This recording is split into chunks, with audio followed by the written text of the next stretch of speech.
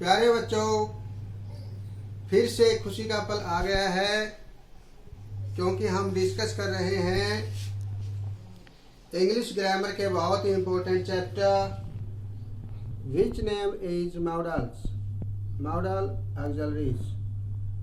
हमने first part में shall, will और वुड का यूज किस सेंस में होता है हमने डिस्कस किया। सेकंड पार्ट में can, could, may and might, and third part में should, must and ought to. It is part number 4. We will discuss about need, dare and used to. These three words are semi-modals, means marginal auxiliaries. जैसे हमने first part में discuss किया था कि auxiliaries are of two types. Primary auxiliaries जिसमें is, am, are, was, were, has, have, had, do, does and did, ये helping verb के रूप में हमने विभिन्न सेंटेंसेज में हम इनको यूज करते हैं। इसी प्रकार सेकंड इज सेकेंडरी ऑक्सिलरीज और modal auxiliaries. Shall, will, can, could, may, might, should, would, must, ought to. And these three words, need, dare, used to, are the part of modal auxiliaries, are called marginal auxiliaries or semi-modals। क्योंकि ये verb model auxiliaries के साथ साथ main verb के रूप में भी use होती हैं। नीड, डेयर एंड यूज, ये मेन वर्ब के रूप में भी यूज होती हैं, इसलिए इनको सेमी मॉडल्स या मार्जिनल ऑक्सिलरीज भी कहा जाता है। तो लेट्स स्टार्ट। नीड किस सेंस में यूज होता है? नीड नेसेसिटी, आवश्यकता के लिए। जहाँ जरूरत से संबंधित हम कोई सेंटेंस लिखते हैं, पढ़ते हैं, तो वहाँ हम नीड का प्रयोग करते हैं as a modal auxiliaries. You need not come to school, ये मैं पहले ही डिस्कस कर चुका हूँ। हम पहले ही डिस्कस कर चुके हैं कि मॉडल ऑक्सिलरीज के बाद वेर इन्फिनेटिव अर्थात फर्स्ट फॉर्म आती है। कोई भी मॉडल ऑक्सिलरीज है उसके बाद हम फर्स्ट फॉर्म लगाते हैं। Need not, you need not come to school, तुम्हें स्कूल जाने की आवश्यकता नहीं है। कोई भी कारण हो सकता है, कारण के लिए कहा है कि तुम्हें स्कूल जाने की आवश्यकता नहीं है। तो नेसेसिटी से रिलेटेड, हम जरूरत से रिलेटेड क्या लगाते हैं? Modal auxiliaries need. He need not worry about me, मेरे बारे में चिंता करने की जरूरत नहीं है। Need you angry like this, क्या ऐसे गुस्सा करने की आवश्यकता है क्या? Interrogative. Need you speak so fast, क्या इतना तेज बोलने की आवश्यकता है? Interrogative sentence. You need not go there, तुम्हें वहां जाने की आवश्यकता नहीं है। तो इस प्रकार हम देखते हैं need is related to negative and interrogative sentences. अर्थात नीड का प्रयोग हम कहाँ करते हैं? एज ए मॉडल ऑक्सिलरीज, जो सेंटेंस नेगेटिव होता है या इंटरोगेटिव होता है। For example need not, negative sentence need not. Need सबसे पहले आया है as a modal auxiliaries, sign of interrogation, need sign of interrogation, अर्थात तुम्हें आवश्यकता नहीं है, क्या तुम्हें आवश्यकता है? तो नेसेसिटी से रिलेटेड इन नेगेटिव सेंस और इंटरोगेटिव सेंटेंस हम यूज करते हैं किसको? नीड को। एज मेन वर्ब, जैसे हमने अभी कहा कि need is a marginal model और सेमी मॉडल, क्योंकि ये पूर्ण मॉडल नहीं है, क्योंकि ये मेन वर्ब के रूप में भी यूज होता है। तो जैसे मेन वर्ब के रूप में हम यूज करते हैं I need to go, I need to go. जब मेन वर्ब के रूप में हम यूज करते हैं तो इसके बाद टू इन्फिनेटिव आता है, यानी फर्स्ट फॉर्म से पहले टू लगता है। फिर जब ये नीड को हम मेन वर्ब के रूप में यूज करते हैं, आई नीड टू गो, मुझे जाने की आवश्यकता है। शी नीड्स टू गो, अब नीड्स क्यों लगाया हमने? एस लगाया इसमें, क्योंकि सिंपल प्रेजेंट में जब subject third person singular he, she, it या कोई नाम है तो फर्स्ट फॉर्म के साथ एस या ई एस लगता है। तो ये एज ए मेन वर्ब, ये एज अ मॉडल एक्सलरीज यहाँ हम यूज नहीं कर रहे हैं, ये मेन वर्ब के रूप में यूज कर रहे हैं। Need to go, she needs to go. और इससे पहले ये जो सेंटेंस है ये है एज मॉडल एक्सलरीज। मॉडल के रूप में हम नीड का प्रयोग कहाँ कहाँ करते हैं, नेसेसिटी आवश्यकता से रिलेटेड। Next dare, dare is also a marginal modal auxiliaries, semi modal, क्योंकि ये भी मेन वर्ब के रूप में भी यूज होता है और मॉडल एक्सलरीज के रूप में भी यूज होता है। Dare means have the courage to do something, जब किसी कार्य को करने का हमें साहस दिखाते हैं, साहस, करेज, हौसला, या वार्निंग, चेतावनी के रूप में हम किसी को बोलते हैं हाउ डेयर यू। हम किसी को एक वार्निंग के रूप में या उसका करेज, हौसला जांचने के लिए हम उसको एक चैलेंज के रूप में लेते हैं, हाउ डेयर यू। हम इस प्रकार उसको एक चैलेंज के रूप में लेते हैं, हाउ डेयर यू। तो इस प्रकार हाउ का हमने वर्ड यूज किया है और उसकी हिम्मत जांचने के लिए, हौसला जांचने के लिए, करेज के लिए हम किसका यूज करते हैं, dare. How dare you insult me, आपकी हिम्मत कैसे हुई मेरा अपमान करने की, इंसल्ट, अपमान करने का, आपकी हिम्मत कैसे हुई मेरा अपमान करने की, how dare you insult me, how dare you insult me. Next is you dare not enter the principal's office, तुम्हारे अंदर हिम्मत नहीं है कहाँ की, प्रिंसिपल के ऑफिस में एंटर करने की, जाने की। तो यहाँ ऐसा क्रिज, हम हौसला के बारे में बात कर रहे हैं कि तुम्हारे अंदर ऐसी हिम्मत नहीं है कि तुम प्रिंसिपल के ऑफिस के अंदर चले जाओ। तो यहाँ पर क्रिज से रिलेटेड है।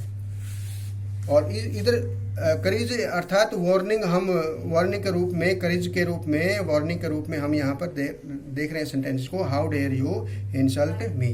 तो हाउ के साथ हमने यहाँ क्या वर्ड लगाया है, मॉडल एक्सलरी, डेयर। हाउ के साथ dare, how dare call me name, आपकी हिम्मत कैसे हुई मेरे को नाम से पुकारने की। तो इसमें इसी प्रकार how dare you call me name. Dare you catch a lion, क्या आपके अंदर लायन को, शेर को पकड़ने का साहस है, dare you catch a lion, क्या आप शेर को पकड़ने का साहस रखते हो। तो यहाँ भी हम डेयर को यूज कर रहे हैं। और एक और देखना है हमने, डेयर भी नीड की तरह है, नीड मॉडल एक्सलरी की तरह है, डेयर भी नेगेटिव एंड इंटरोगेटिव सेंटेंस में यूज होता है। डेयर को भी हम इंटरोगेटिव एंड नेगेटिव सेंटेंस में यूज करते हैं। Dare means have the courage to do something. Next is used to as a modal axillary.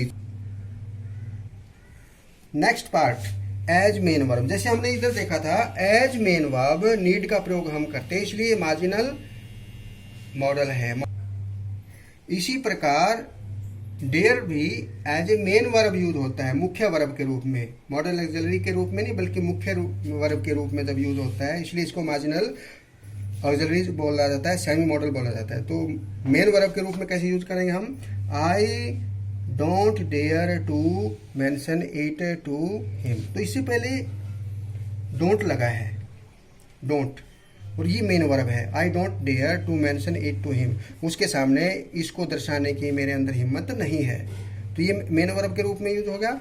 I dare to do it, इसको करने का मेरे अंदर साहस है, I dare. He dares, DARE लग गया इसमें क्योंकि सिंगुलर थर्ड पर्सन है, फर्स्ट फॉर्म के साथ SES। तो ये मेन वर्ब के रूप में भी यूज होता है dare, which has the meaning as have the courage to do something. Next is used to, ये भी इसी प्रकार as a main verb and adjective और मॉडल ऑक्सिलरीज के रूप में यूज होता है, marginal auxiliaries. First is Gandhi ji use to spin every day. Use to किया करता था, होता था, किया करता था, होता था, यानी पास्ट में कोई ऐसी क्रिया जो लगातार काफी समय तक हुई, होती थी, हुआ करता था। तो इस प्रकार हम कौन सा वर्ड यूज करेंगे, use to. Gandhi ji use to spin every day, प्रतिदिन गांधी जी सूत काता करते थे, काफी लंबे एक ड्यूरेशन को दर्शाया यहाँ पर। बिफोर मैरिज, मैरिज से पहले ही use to drink a lot, शादी से पहले वह बहुत शराब पीता था। वह बहुत शराब पीता था।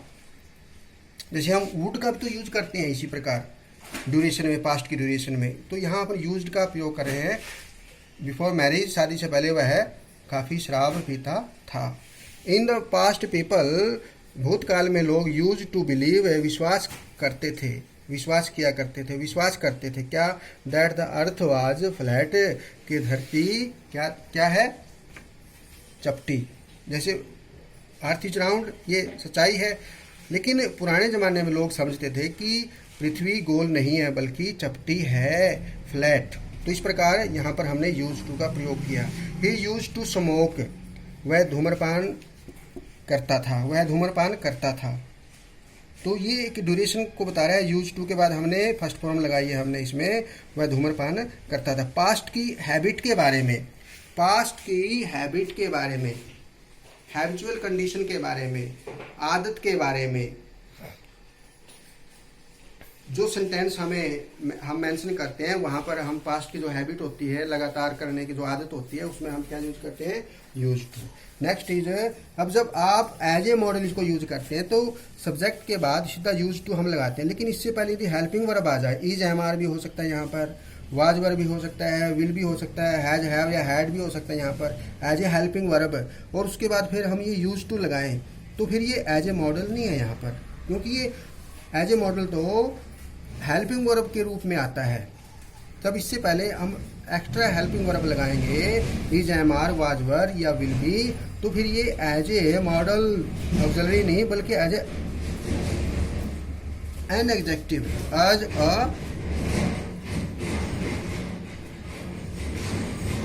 एन एडजेक्टिव, एक एडजेक्टिव के रूप में यहाँ पर ये हेल्पिंग वर्ब यदि इससे पहले लगती है यूज टू, तो फिर हम ये एडजेक्टिव के रूप में इसको प्रयोग करेंगे। उसके बाद फिर फर्स्ट फॉर्म नहीं आएगी, फिर स्मोकिंग आईएनजी आएगा स्मोक के साथ, यानी इसमें V4 चौथी वर्ब की फॉर्म लगाएंगे हम, जिसमें हम आईएनजी लगाते हैं स्मोक के साथ आईएनजी। क्यों? क्योंकि ये एज एडजेक्टिव है। यूज टू इसका मतलब है आदि होना, यूज टू वह किसका, धूम्रपान का आदि है, इसका मतलब है यूज टू स्मोक। पहली फॉर्म आई है यहाँ पर फर्स्ट फॉर्म, वह धूम्रपान किया करता था, वह धूम्रपान करता था, use to smoke first form लगाई। यदि हम ही इज लगाएंगे, एम इज एम आर लगाएंगे सब्जेक्ट के बाद, फिर ये यूज टू बन जाएगा आदि एज एन एडजेक्टिव, और इसके बाद फिर हम प्रेजेंट पार्टिसिपल लगाएंगे। यहाँ पर क्या लगाएंगे, प्रेजेंट पार्टिसिपल, अर्थात पहली फॉर्म के साथ आईएनजी। ये ध्यान रखना है आपने। ही के तुरंत बाद यूज टू आता है एज ए मॉडल, तो फर्स्ट फॉर्म आएगी, और यदि यूज टू से पहले helping verb is am are, was were या will be, has been, had been आ जाए ही के बाद, और फिर यूज टू आता है, फिर आपने यहाँ प्रेजेंट पार्टिसिपल अर्थात फर्स्ट फॉर्म के साथ आईएनजी लगाना है। She use to play piano, वह बजाती थी, पियानो बजाती थी, ये एक हैबिट होगी उसकी पास्ट की। I use to play football, football खेला करता था, खेलता था, मैं फुटबॉल खेलता था, ये हैबिट हो गई। He use to the ink as main verb, उसने स्याही का इस्तेमाल कर लिया, यूज टू। अब यहाँ टू नहीं है, देखिए ही यूज द इंक, हम यहाँ टू नहीं लगा रहे। यहाँ पर जब हमने एज ए मेन वर्ब यहाँ यूज किया, इसको यूज को सेकंड फॉर्म में ही यूज द इंक, उसने स्याही को इस्तेमाल किया, तो यहाँ हमने टू नहीं लगाया। फिर जब हमने एज ए मेन वर्ब यहाँ यूज किया इसको, तो जब टू लगाएंगे तो ये एज ए मॉडल ऑक्सिलरी के रूप में यूज होता है। तो प्यारे बच्चों, इस प्रकार आपने देखा कि किस प्रकार need, dare and used to marginal auxiliaries हैं। These are related to modal auxiliaries. इस प्रकार हमने फर्स्ट पार्ट में, सेकंड पार्ट में, थर्ड पार्ट में एंड फोर्थ पार्ट में complete word which are related to modal auxiliaries shall, will, can, could, may, might, should, would, must, ought to, need, dare and used to। और जो हमने primary auxiliaries है is, am are, was were, has, have, had, do, does, did, ये भी हम sentences में use करते रहते हैं। लेकिन यदि अलग से कोई सेंस आती है, जैसे एबिलिटी के सेंस हो, योग्यता के लिए, permission, advice, obligation, purpose, command, possibility, necessity, compulsion, determination, moral and social duty, यदि इस प्रकार की सेंस आती है तो फिर हम हेल्पिंग वर्ब के रूप में, ऑक्सिलरीज के रूप में, हेल्पिंग वर्ब के रूप में इन प्राइमरी ऑक्सिलरीज को यूज नहीं करते हैं, बल्कि इन ऑक्सिलरीज को यूज करते हैं which are called modal auxiliaries. These are helping verb, these are also helping verb, these are helping verb. तो ये हेल्पिंग वर्ब जिसको ऑक्सिलरीज कहा जाता है, ये यूज हो जाती है इस सेंस में। आज हमने किया नीड, डेयर और यूज टू का प्रयोग। तो इस प्रकार आपने सब बच्चों ने वीडियो नंबर 1, 2, 3 एंड 4 बड़े ध्यान से देखनी है, ताकि आपको मॉडल ऑक्सिलरी का यूज किस प्रकार किया जाता है ये पूर्ण रूप से समझ में आ जाए। सारी बातें जो आपने सीखी हैं वो डिस्कस करनी है आपस में, एक दूसरे बच्चे को बतानी है और अपनी फेयर नोटबुक में नोट कर लेनी है। Okay, very good, thank you, धन्यवाद, बाय बाय।